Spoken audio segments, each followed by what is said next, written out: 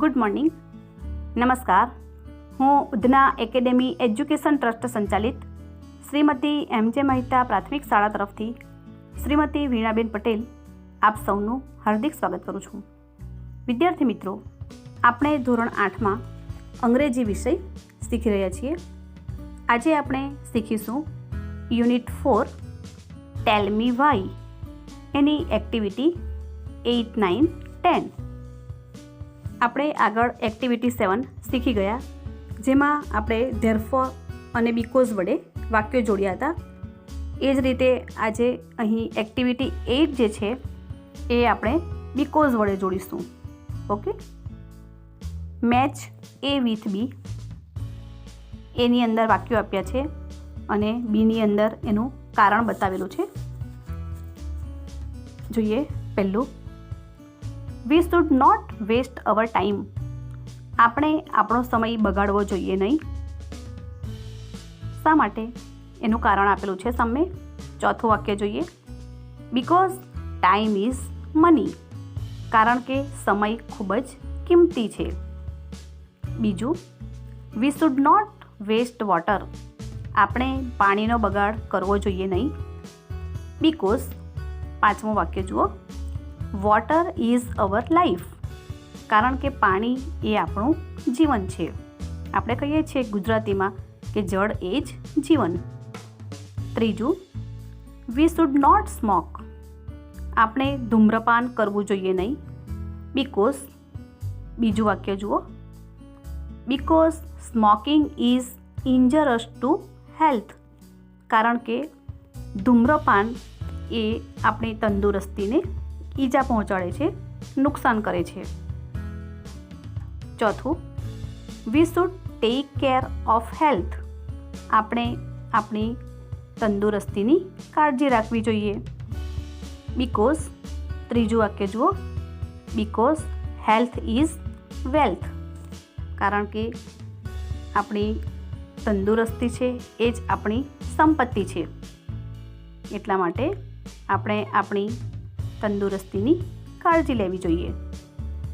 આગળ જોઈએ activity 9. A, fill in the blanks. ખાલી જગ્યા પૂરો. Use therefore or because. Because અથવા ધેરફોરનો ઉપયોગ કરો. Make cheats with the help of your teacher. પહેલું, Reena is very happy. Reena ખૂબ જ ખુશ છે. Because she got good marks in science subject test. કારણ કે એને વિજ્ઞાનના વિષયમાં જે ટેસ્ટ લેવાય છે એમાં ખૂબ સરસ માર્ક મેળવ્યા હતા. એટલા માટે એ ખૂબ જ ખુશ છે. બીજું, વી ટુક વિન્ટર ક્લોથ્સ વિથ અસ. આપણે આપણી સાથે શિયાળામાં પહેરવાના કપડાં લઈ ગયા હતા. ધેરફોર, તેથી, we felt comfortable in cold during tour. એટલા માટે આપણને પ્રવાસમાં ખૂબ જ આરામદાયક રહ્યું કે આપણે આપણી સાથે ગરમ કપડાં લઈ ગયા હતા. એટલા માટે આપણને પ્રવાસની અંદર ખૂબ જ આરામદાયક રીતે આપણે રહી શક્યા. ત્રીજું, વી આર ટાયર્ડ. આપણે ખૂબ જ કંટાળી ગયા. બીકોઝ, કારણ કે we walked 12 kilometres on foot. કારણ કે આપણે 12 કિલોમીટર પગે ચાલ્યા. ચોથું, Payal is a brave girl. Payal ખૂબ જ બહાદુર છોકરી છે. ધેરફોર, તેથી, she is not afraid of staying alone. તેથી તે એકલી રહેવાથી પણ ડરતી નથી. એકલી રહે છે છતાં પણ એ ડરતી નથી, કારણ કે તે બહાદુર છે. પાંચમું, સ્નેહલ ઇઝ હેપી. સ્નેહલ ખુશ છે. Because she has got prize in competition. કારણ કે તેને કોમ્પિટિશનની અંદર, હરીફાઈની અંદર એને ઇનામ મળ્યું હતું. છઠ્ઠું, માયા ઇઝ અ કાઇન્ડ ગર્લ. માયા ખૂબ જ દયાળુ છોકરી છે. ધેરફોર શી હેલ્પ્સ એવરીવન. તેથી તે બધાને મદદ કરે છે. અહીં ઉદાહરણ આપ્યું હતું કે Reena is very happy. Reena ખૂબ જ ખુશ છે. She gets good marks in science subject. Because કારણ કે તેને અંગ્રેજીમાં વિજ્ઞાનની અંદર સારા માર્ક્સ મળ્યા. આગળ જોઈએ.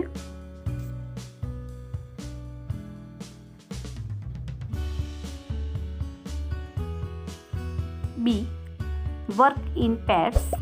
જોડીમાં કામ કરો. Read the following slogans. નીચેના સૂત્રો વાંચો.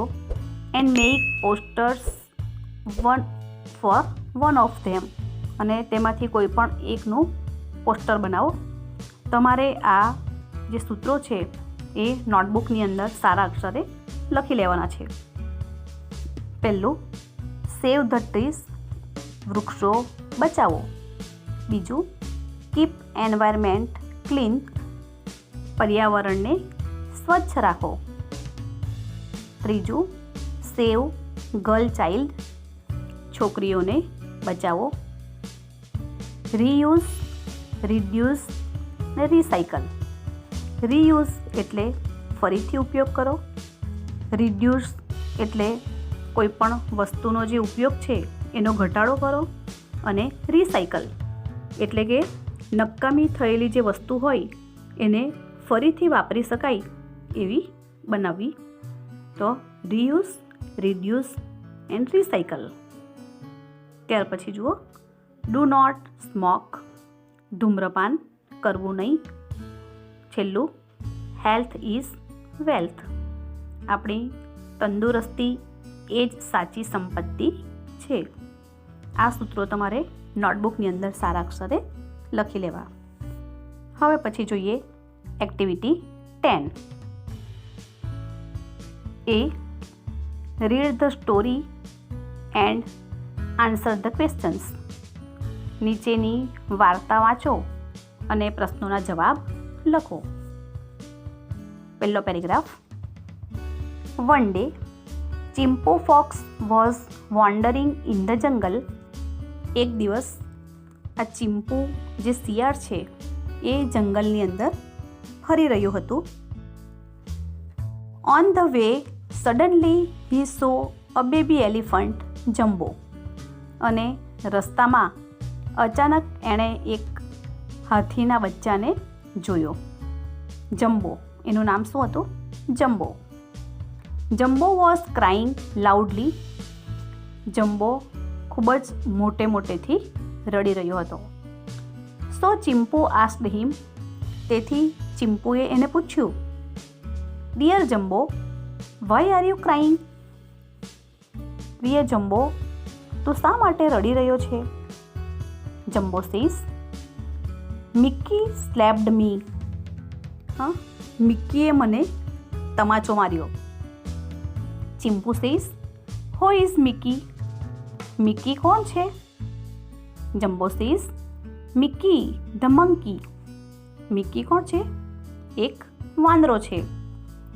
Chimpu says, why did he slap you? કે એણે તને તમાચો કેમ માર્યો? Jumbo says, he was angry. તે ગુસ્સામાં હતો. Chimpu says, why was he angry? તે શા માટે ગુસ્સામાં હતો? Chimpu says, Jumbo says, I broke a branch by mistake. હા, કે ભૂલથી મારાથી એક ડાળી તૂટી ગઈ. He was sitting on it. અને તેની ઉપર એ બેઠો હતો. જમ્બો કહે છે કે એ શા માટે ગુસ્સે થયો? તો એનું જમ્બો કારણ બતાવે છે કે એ જે ઝાડ ઉપર બેઠો હતો, મિક્કી, મંકી, વાંદરો, એ જે ડાળી ઉપર બેઠો હતો એ ભૂલથી એનાથી તૂટી ગઈ છે. Chimpu says, well there is a point. સારું, તો આમ વાત છે. સે sorry and make him a friend. તું એને સોરી કહી દે, એની માફી માગી લે અને એનો દોસ્ત બની જા ફરીથી. Jumbo said sorry to Mickey. જમ્બોએ મિક્કીને સોરી કહ્યું. And they became friends again. અને તેઓ ફરીથી પાછા મિત્રો બની ગયા. તો આ રીતની એક સ્ટોરી છે. એના પ્રશ્નોના જવાબ જોઈએ.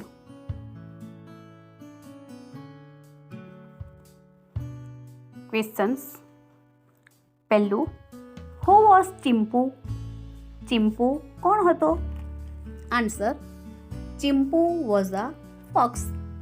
ચિમ્પુ એક શિયાળ હતો. બીજું, why was Jumbo crying? Jumbo શા માટે રડી રહ્યો હતો? Answer, Jumbo was crying because Mickey slapped him. Jumbo રડી રહ્યો હતો કારણ કે મિક્કીએ એને તમાચો માર્યો હતો. ત્રીજું, હુ વોઝ મિક્કી? મિક્કી કોણ હતો? Answer, Mickey was a monkey. Mickey એક વાંદરો હતો. ચોથું, why did Mickey slap Jumbo? શા માટે મિક્કીએ જમ્બોને તમાચો માર્યો? Answer, Mickey slapped Jumbo because Jumbo broke a branch on which he was sitting. મિક્કીએ જમ્બોને તમાચો માર્યો કારણ કે જમ્બોએ એની દાળ તોડી નાખી હતી જેના ઉપર તે બેઠો હતો. પાંચમું, how did Jumbo and Mickey become friends again? કઈ રીતે મિક્કી અને જમ્બો ફરી પાછા દોસ્ત બની ગયા? Answer, Jumbo said sorry to Mickey and they became friends again. કે જમ્બોએ મિક્કીને સોરી કહ્યું અને તેઓ ફરી પાછા મિત્રો બની ગયા. તો વિદ્યાર્થી મિત્રો, આપણો લેસન અહીં પૂર્ણ થાય છે. આપણે જે પણ એક્ટિવિટી કરી છે અને તમને જે મેં મોકલી છે PDF, એ દરેક વસ્તુ તમારે નોટબુકની અંદર લખી લેવાનું રહેશે. પરીક્ષાની અંદર તમને મોટે ભાગે સ્વાધ્યાયમાંથી જ પૂછાય છે, એટલા માટે ખાસ આ લેસન પૂર્ણ કરશો. Okay, thank you.